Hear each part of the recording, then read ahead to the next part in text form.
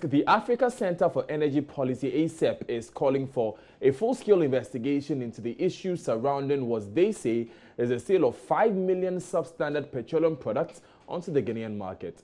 ACEP also wants the head of the Bulk Oil Storage and Transportation Company Limited, BOST, to step aside to allow an independent investigation to take place. Reports say the product in question got contaminated because petrol and diesel accidentally mixed when a petrol flow line was misdirected into a diesel tank during a discharge of petrol cargo into the Accra Plains depot. That's when this particular incident occurred. The product, according to ACEP, is suspected to have been released for sale to consumers, although experts say it is unfit to run into any automobile engine. Benjamin Boakye is the Deputy Executive Director at the Africa Center for Energy Policy, ACEP. He was on the Super Morning Show on Joy FM this morning, explaining their position on the matter further. Liters of product, though it's huge for small-scale consumption like giving it to industry, it's actually about 1.5-day consumption of our country. So it's not so much fuel that if you want to blend for the market to be able to dispose of it, it will be difficult to do. So even if assuming that it will take 10 months to do that, I'm telling you that BOST has the space and capacity to do that. BOST has products that have lived there for almost 10 years, and they still have them in stock. You know, products that you've not been able to dispose of for some similar reasons in Kumasi and other places. They haven't disposed of that. Why not the rush to dispose of those ones, but this one? We have also been tracking where this product could possibly be. We're told in BOST statement that they sold it to, the off-taker was Zip Oil, and they inspected their facility to ensure that they could actually hold that capacity.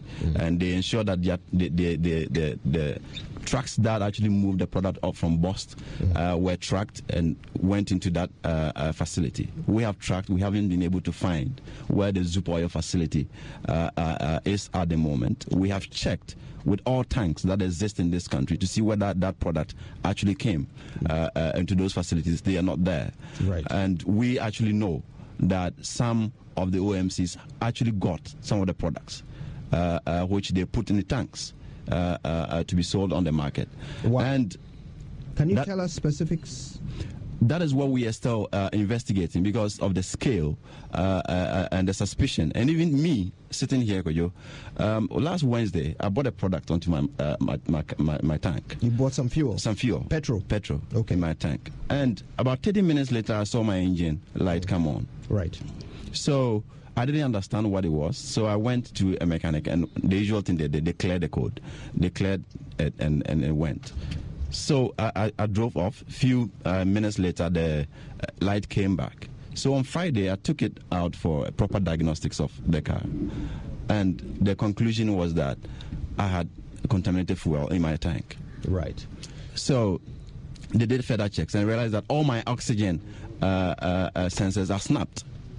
You know, and that could only have been caused by this contaminated fuel. So that investigation and all of those are still ongoing to see which specific filling stations actually got delivery of those products. And we're still getting people confirming some of these similar problems that they do have. You know, so it's a problem that we have to properly investigate, and we'll be available to give all the evidence that we have to such an investigative body that will be set up to ensure that we actually get people punished for this product that has gone onto the market. Benjamin Boakye of ACEP there speaking on the Super Morning Show on Joy FM this morning. Now, the Bulk Oil Storage and Transportation Company Limited, BOST, has responded, and Joseph Akable is here with the statement from BOST. Joseph, welcome. Thank you. So, what do we know about what BOST is saying? Quite a number of issues. It's more or less a spirited defense for the decision to sell it off in the first place. They go about to talk about the fact that they had no option. It was a better choice for them to make, as well as assure that it's not something that is available on the market. They are saying that first and foremost, it's not a product that was imported like it's been claimed. They say it was a clean product. It came in. It was while it was being transported, like you said in your intro, that the contamination came about. And now they also, you know, ACEP had raised concerns about the status of the company, the Mervyn Pena registration status. They said that this was a company that was registered just some 10 days after BOST has started negotiating with the company. Now they say that with regards to the law, there's nothing wrong for BOST to have business discussions with the company, which is at the business promotion stage. However, at the time... And by business promotion, they mean when it's being registered? When it's being registered. Okay. But they said at the time the deal itself was sealed, the company had been appropriately registered at the Registrar General's department. So they started engaging them. Then later on, the company was registered. Then they sold off the products to them. They're also saying that, they realized later on after test at their agency, they realized that the product was contaminated. So because of that, they had to do away with it. And they had three options. The first option was that they could treat it at store. But they say as it stands, the Temoyo refinery is not operational, which meant that that option was off the table. The second option was the fact that they could perhaps mix it. So they are saying that when you have a petrol mixing with diesel, depending on which content is higher, if you have more petrol, you could perhaps mix the two contents with 5 one million that liters contains of product. more of the petrol, just to ensure that it becomes better. But they are saying that this will need some 10 months and it will cost the taxpayer some money.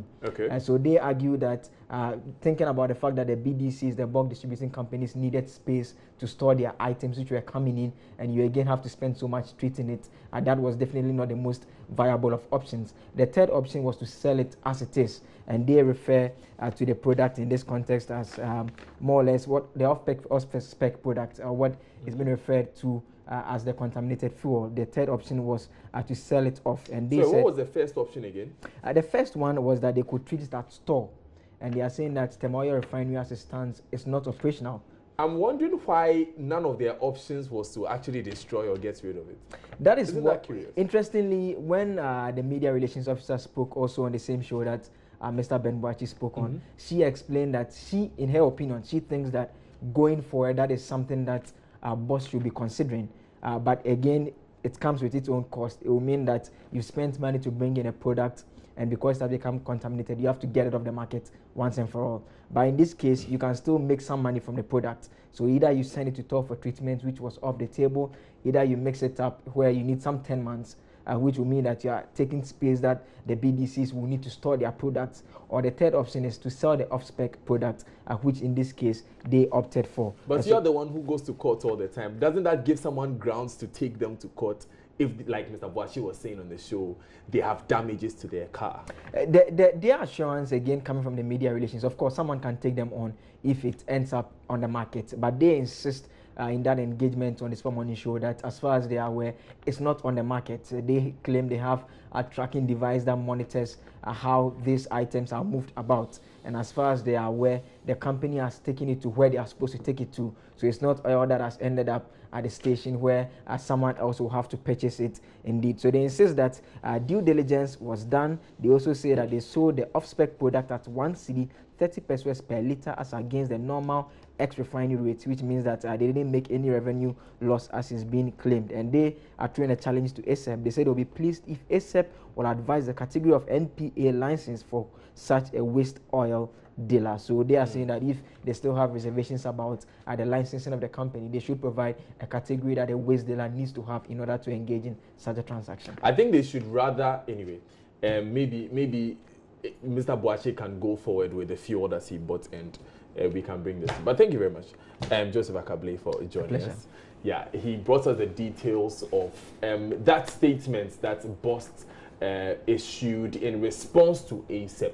But let's take you to the central region, because police there have confirmed that 4 people have died in an accident which occurred at Gomwa Porting on the Kaswa-Winneba Highway yesterday. The accident was between 3 vehicles, a Sprinter Benz bus, a Hyundai Grace, and an ECG pickup. 9 people are also in critical condition. That occurred immediately after that accident. That occurred last night around 7:30 p.m. JoyNews' Richard Kojo Nyako has joined us on the line with details. Welcome, Richard. What more do we know from the accident? Well, for the 4 persons include 4 males and 1 female. Richard, can you please speak up? I can hardly hear you.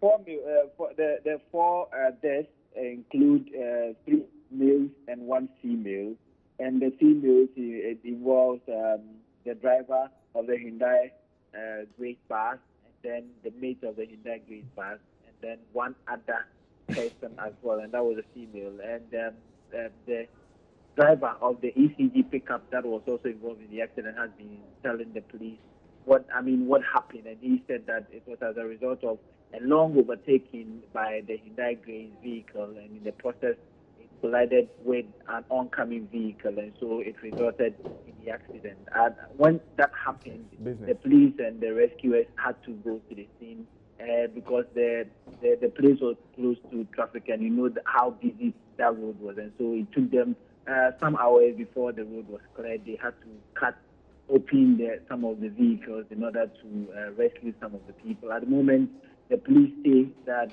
9 persons are in critical conditions, and they are unable to tell whether these persons are in coma because they cannot speak, they cannot tell them anything. Once in a while, they come back, you see them that they are really moving, but at a point they also go back, and so there is that kind of relapse. And so the police are still investigating the matter. So, Richard, have these, the families of the persons who died or some of the injured persons, have they come forward? Well, some people are trooping to the Uniba Accident and Trauma Center, ostensibly to identify the persons involved, whether their relatives are involved in the accident. And so they've been trooping to the Uniba Trauma and Accident Center. And what has been their reaction to what they've been seeing? Well, only one person has been identified by the people that came, but the others, they're unable to identify them, so they are still waiting. You know, it happened only yesterday, and so people are still trickling in to still do the identification. And those who are in an unconscious state, the family members have not been there yet, and so this morning it's expected that they will go to the hospital to ascertain whether their relatives are indeed part of the people that were involved in the accident. Thank you very much, Richard Kojo-Nyako, for that report. He's our Central Region correspondent.